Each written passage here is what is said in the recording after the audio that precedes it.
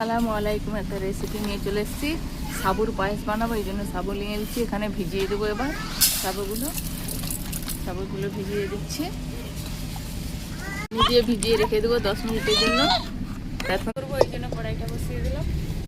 এখানে 1 লিটারের মতন দুধ আছে, দিয়ে দিলাম কড়াই। কাজু কিশমিশটা রেখেছিলাম, এবার দিয়ে দিলাম। ভিজিয়ে রেখেছিলাম, ভিজিয়ে রাখলে তাড়াতাড়ি সিজে যায়, ওই জন্য সাবুটা এবার দিয়ে দিলাম। চিনিটা দিয়ে দিলাম, সাবুটা সিদ্ধ হয়ে গেছে, এবার চিনি দিয়ে দেবো।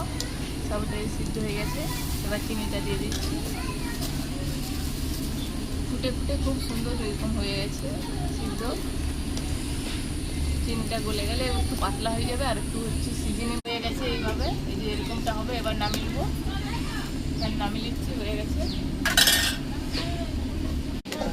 নামিয়ে নিয়েছি। এই যে এইভাবে হয়েছে, এরকম হচ্ছে। একটু গাঢ় কাড়াই হবে, পাতলা হবে নি। পায়েস তো, সাবুর পায়েস কত সুন্দর দেখাচ্ছে দেখুন বন্ধুরা। এরকম আমরা মোটা দানার সাবুটা নিয়েছি, আপনারা সরু দানারও নিতে পারেন। কত সুন্দর হয়েছে। এরকম একটু সাবুর হচ্ছে পায়েস যদি বাড়িতে বানিয়ে খান, হেভি টেস্ট লাগে।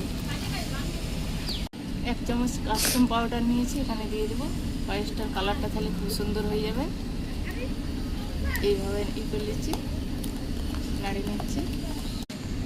হয়ে গেছে পুরো। এই যে কালারটা, কাস্টম পাউডার দিয়ে এরকম কালার হয়েছে, খুব সুন্দর কালারটা এসছে। এরকম হবে, আপনারা বাড়িতে বানিয়ে খেয়ে দেখবেন। খুবই টেস্টি খাবার এটা, সুন্দর। এগুলা হেভি খেতে লাগে পায়েসটা।